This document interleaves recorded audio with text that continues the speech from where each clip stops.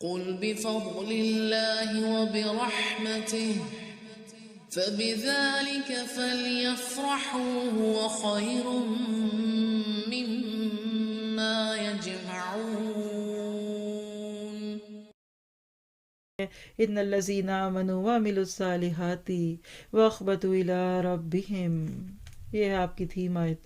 اولئک اصحاب الجنہ ہم فیہا خالدون. یقیناً جو لوگ ایمان لائے اور انہوں نے کام بھی نیک کیے، یعنی ایمان لانے کے بعد سو نہیں گئے. یاد رکھیے ایسا دین نہیں ہے. ہمارا دین ایمان کے بعد عمل صالح کی دعوت دیتا ہے. ایمان کا حتمی نتیجہ عمل صالح ہے. آپ ایک دم لکھیے عمل صالح کیا ہے؟ ایمان کا لازمی نتیجہ. سچا ایمان اندر آتا ہے نا تو اس کے بعد عمل صالح کو دل چاہتا ہے. اگر عمل صالح نہیں کریں گے تو بات آگے نہیں بڑھے گی اور اپنے پالنے والے کی طرف جھکتے رہے. اخبات کا لفظ یہاں ہے. بجھتی ہوئی چنگاریوں کو اخبات کہتے ہیں. خبتا صرف اللہ ہی کے ہو کے رہے. نرمی، عاجزی. پہلے ایمان تھا پھر عمل صالح ہوئے تو نیک ہو گئے نا. لوگوں نے بھی آپ کو نیک کہنا شروع کر دیا. اب آپ پکڑے پھوں بھاں کریں، بڑے بنے. ہاں ہم اتنے نیک، اتنی نفلیں، اتنی نمازیں، اتنے قرآن. نہیں، من تواضع للہ.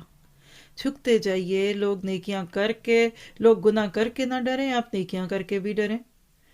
کسی نے آپ کو ناراض کر دیا، کسی رشتہ دار سے تو مہما ہو گئی، کئی دن سے بول چال بند تھی، جائیے ناراض کو اللہ کے لیے پکاریے، کیونکہ من تواضع للہ الا رفعہ اللہ. جو اللہ کے لیے عاجزی اختیار کرتا ہے اللہ اس کو عزت دیتا ہے.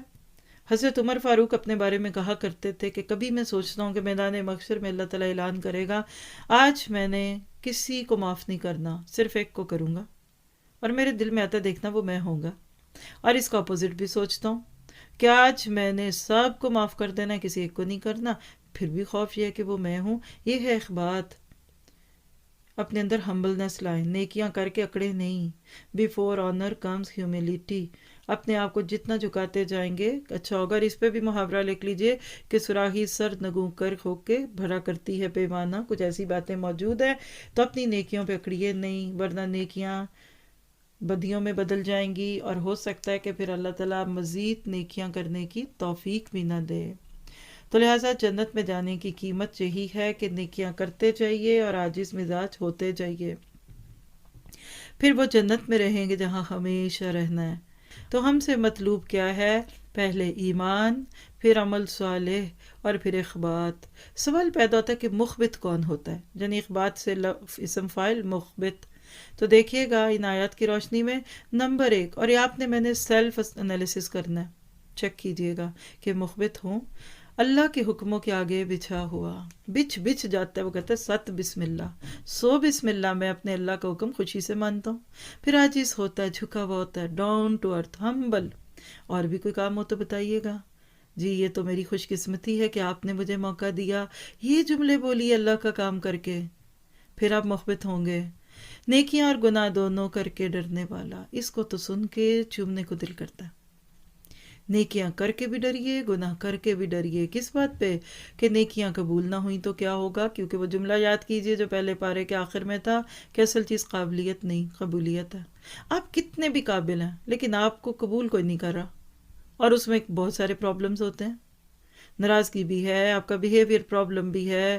ایک عورت ہے اچھا کھانا بناتی ہے، خوبصورت خوشبودار مزے کا ٹیبل کلاتھ لگا ہے، اور کہتے اب کھا مر لیں، پی لیں، جوڑ لیں، کیا مصیبت ہے، صبح سے تھک گئیں. سچ بتائیے شوہر اور بچوں اور گھر کے بزرگوں کے حلق سے وہ کھانا اترے گا؟ تو اپنی نیکیوں پہ رویہ رکھیے اخبات والا. اور گناہوں پہ ڈرنا ہے تو آپ سبھی جانتے ہیں، یہ تو اس بارے کا تھیم ہے. تو آج کے بعد آپ نے میں نے ایک آنسو تو دن میں بہانے کی کوشش کیجیے گناہ کو یاد کر کے. شاید وہ ایک آنسو اللہ تعالیٰ آپ کے پلڑے میں سنبھال دے، اور کل قیامت کے دن جب ایک نیکی کی کمی کی وجہ سے جنت کی بجائے جہنم ملے گی نا، تو وہاں وہ آنسو کا ایک قطرہ تلے گا اور جنت ملے گی. ایسی روایات ہمیں ملتی ہیں. پھر اسی طرح غصے پہ قابو پانے والا ہوتا ہے مخبت. بفر نہیں پڑتا. ابھی تک پل میں تولا پل میں ماشا. صبح آپ کچھ اور ہیں، شام میں آپ کچھ اور ہیں، کل آپ کچھ اور کہہ رہے تھے، آج آپ کچھ اور ہو گے. کیا کریں ہم تو ابھی تک آپ کو سمجھ ہی نہیں پائے. یہ نہ لوگ کہیں آپ کے بارے میں.